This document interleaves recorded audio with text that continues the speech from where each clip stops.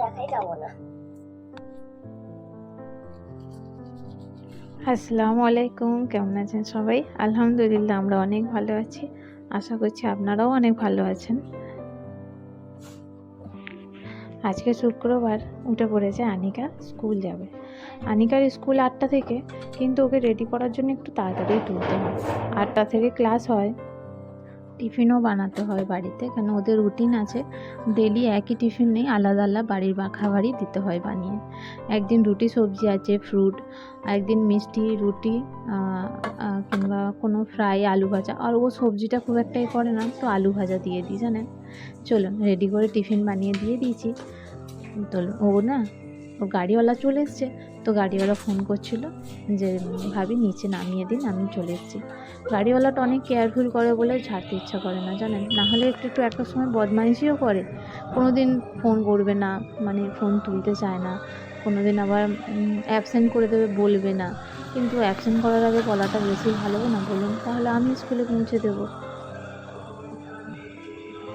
চলুন যাই হোক, এবারেও চলেই আসবে মনে হচ্ছে। চলে এসেছে ও, জানেন, মুখটাকে পাঁচ করে দাঁড়িয়ে আছে। ব্যাগটা নিয়ে নেবে হাতে। আমি একদিন বলে দিয়েছি দাদা ব্যাগটা না ও নিতে পারে না, একটু হাতে নিয়ে নেবেন, তো তাই ও নিয়ে নেয়।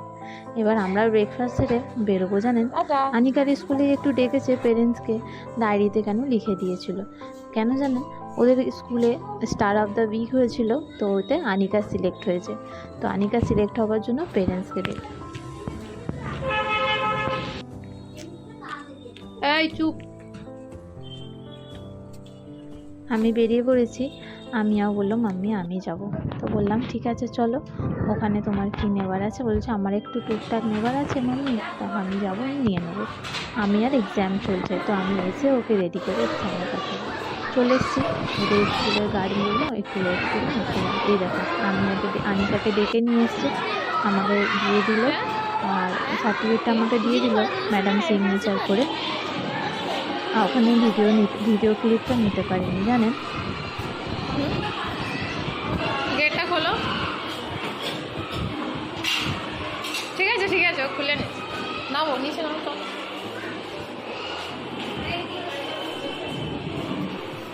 আনিকার ফিস জমা করার ছিল, ফিস কাউন্টারটা নিচে জানেন, তো ভাবলাম চলো নিচে নেমে ওখান থেকেই ফিসটা জমা করব। তো আপনাদের সঙ্গে ওর ম্যাডামের ফটোটাও আমি শেয়ার করে দিলাম, কেন ওখানে তো ভিডিও ক্লিপটা নিতে পারিনি, তাই চলে গেলাম একটু এটিএমে টাকাটা নেব। ওখান থেকে নিয়ে আমি নিচে কাউন্টার আছে, ওখানে ফিসটা জমা করব। ফিসটা জমা করতে গেলাম, ওখানে বলল যে স্যার নেই, আপনি একটু, আমি তা কী করবো, আবার বাড়ি ফিরে যাব, আবার আসবো? তো বলছে না ঠিক আছে, আপনি অফিসে প্রিন্সিপালের কাছেও জমা করতে পারেন, অসুবিধা নেই। তা আমাকে আবার উপরে যেতে হলো জানেন। উপর থেকে আমি ফিসটা জমা করে চলে আসবো, একটু বাজারে কিছু নেবার আছে টুকটাক নিয়ে আবার বেরিয়ে যাব বাড়ি। আর সেরকম কিছু না। এই দেখুন বাচ্চাগুলো খেলছে, এগুলো সব নার্সারির বাচ্চা জানেন। আর এখানে যে পেন্টিংগুলো আছে সব ক্লাসের বাচ্চাদের, ওই স্কুলের ক্লাসের বাচ্চা, সবার নাম, রোল, সেকশন সব লেখা আছে। অনেক দারুণ বলুন, ক্লাস 3, 4, 2 এর বাচ্চা, অনেক সুন্দর। জানেন ওনাকে কত বড় বাচ্চারা পেন্টিং করেছেন বলে? কিন্তু না, অনেক ছোট বাচ্চাগুলোই পেন্টিং করেছে। চলো একটু ফল নিয়ে নেব।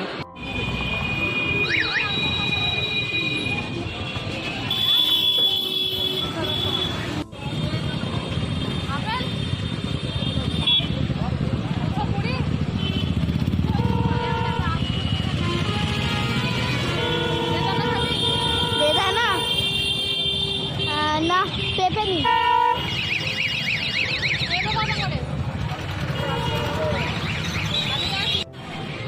ওই পাকাটা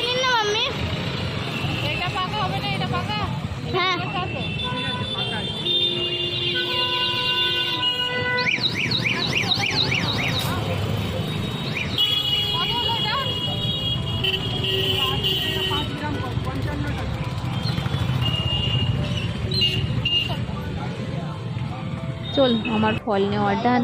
এবার এসে আমি আনিকাকে রেডি করতে হবে, সরি আমি আগে, আমি আর এক্সাম আছে তো ওকে রেডি করতে হবে। ও চুলটা ধুয়ে দিয়েছিলাম জানেন, চুলটা কত বড় হয়ে গেছে একবার দেখুন। এই সেদিন আগে কেটে দিয়েছিলাম না, সেই ভিডিওটাও আপনাদের কাছে আছে, শেয়ার করেছি যে আনিকার চুল কেটে দিয়েছি আমি আর। এই দেখুন ওর চুল না দিনে দিনে বাড়ে। যাক, চুলটা ভালো করে শ্যাম্পু করে দিয়েছিলাম তো ভালো করে মানে হেয়ার ড্রায়ার দিয়ে ওকে চুলটা ভালো করে শুকিয়ে দিলাম, শুকিয়ে দেবো, দিয়ে আর চুলটা বেঁধে ওকে স্কুলে খাইয়ে স্কুলে পাঠাবো। ওর এক্সাম চলছে তো 2-3 ঘন্টা, 2.5 ঘন্টার এক্সাম, তো তাড়াতাড়ি চলে আসবে বাড়ি। চল চুলটা শুকিয়ে দিই।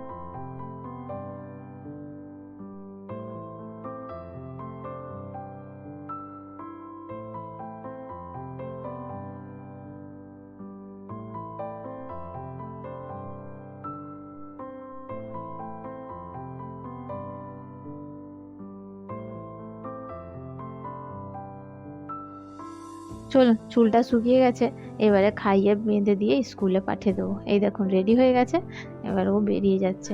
আমি একটু নিচে অবধি বললাম যে চলো আমি একটু নিচে অবধি, তোমার ফ্রেন্ডরা আসে তো আমি ওখানটায় ছেড়ে দেবো, ও চলে যাবে। ও তো একটু বড় হয়ে গেছে তো প্রবলেম নেই। আর ওদের ক্লাসটা হয় মর্নিংয়ে, এক্সাম চলছে বলে 1টা থেকে এক্সাম ছিল।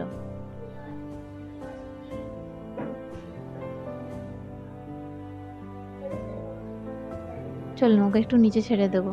এই দেখুন বেরিয়ে গেল, ওর ফ্রেন্ড দাঁড়িয়ে আছে, বলছে দাঁড়া আসছি আমি, বেরিয়ে গেল, এই দেখুন ছুটছে।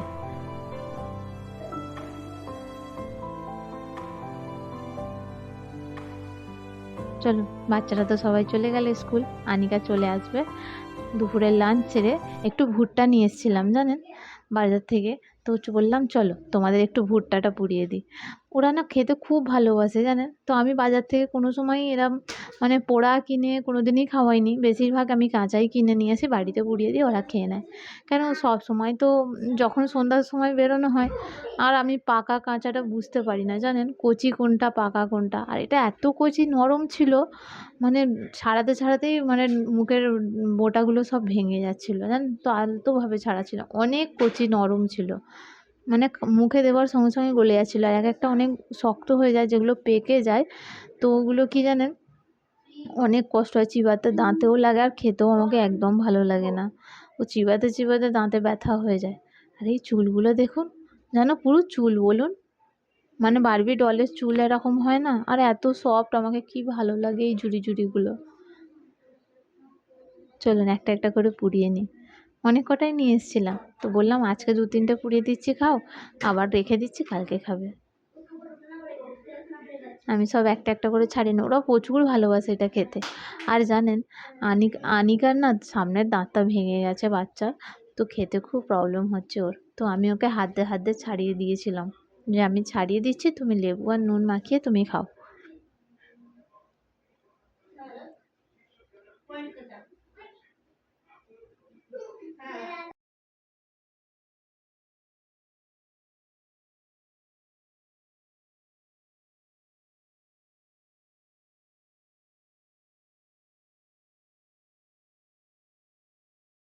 চলুন সব ছাড়ানো হয়ে গেছে আমার ডান, আমি এবার এখানটায় পরিষ্কার করে নেবো। আগে তো এগুলো তুলে ফেলতে হবে, নাহলে সব এই ঝুড়িগুলো বাচ্চারা এই মানে সব এধার ওধার সব ছড়াচ্ছে, আমাকে একদম ভাল লাগছে না। আমি আগে পরিষ্কার করে নিলাম, নিয়ে 2-3টে রেখে দিয়েছি, এই 3টে রেখে দিয়েছি, দিয়ে পুড়িয়ে নিলাম। এই যে ডান্ডি বোটাগুলো ভেঙে গেছে না, তো যার জন্য আমি চিমটে দিয়ে পোড়াচ্ছিলাম।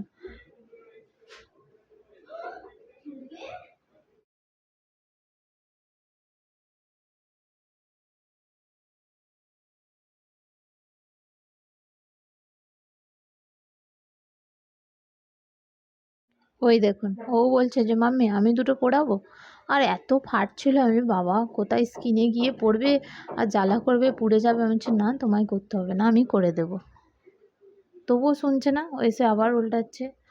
সবাই বলুন, আমরাও যখন ছোট ছিলাম মার কাজে বলতাম আমি একটু করবো, কিন্তু মা করতে দিতে চাইতো না বলুন, সব বাচ্চারাই।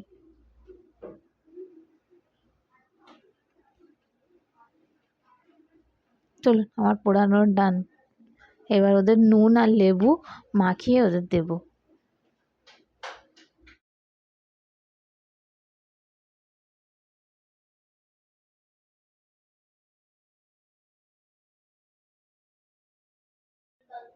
চলুন, এই নুন নিয়েছি, এই লেবু নিলাম, দিয়ে ভালো করে একটু ঘষে দেব, দিয়ে এবার মাখিয়ে দেবো ব্যাস করে। অনেক টেস্টি লাগে খেতে এটা। আপনাদের কাদের কাদের এই ভুট্টা পোড়া অনেক ভালো লাগে এই বর্ষার টাইমে? যাদের ভালো লাগবে প্লিজ কমেন্ট করবেন আমাকে। চলুন, ভালো করে ঘষে এইভাবে মাখিয়ে দেব। ভালো করে মাখাবেন যেন ভিতরে নুন আর লেবুটা বেশি করে ঢুকে যায়, তাহলে বেশি টেস্টি লাগে জানেন। চলুন, এবার ওদের মাখিয়ে আমি আগে ট্রাই করাবো। বলছে মাম্মি আগে আমি খাবো। তো বলছে ঠিক আছে, তুমি আগে ট্রাই করে বলো নুন লেবুটা ঠিক হয়েছে কিনা। আর ও তো অনেক টক করে খায় জানেন, বলছে লেবু হয়নি, আরও লেবু দিন, আরও লেবু দিন। ওরা দু বোনে অনেক টক খেতে পছন্দ করে।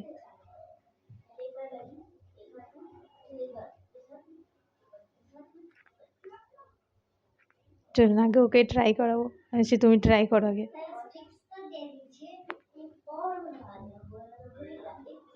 চলুন, ওরা ট্রাই করুক। আবার দেখা হবে অন্য ব্লগে। তো আবার দেখা হবে। আল্লাহ হাফিজ।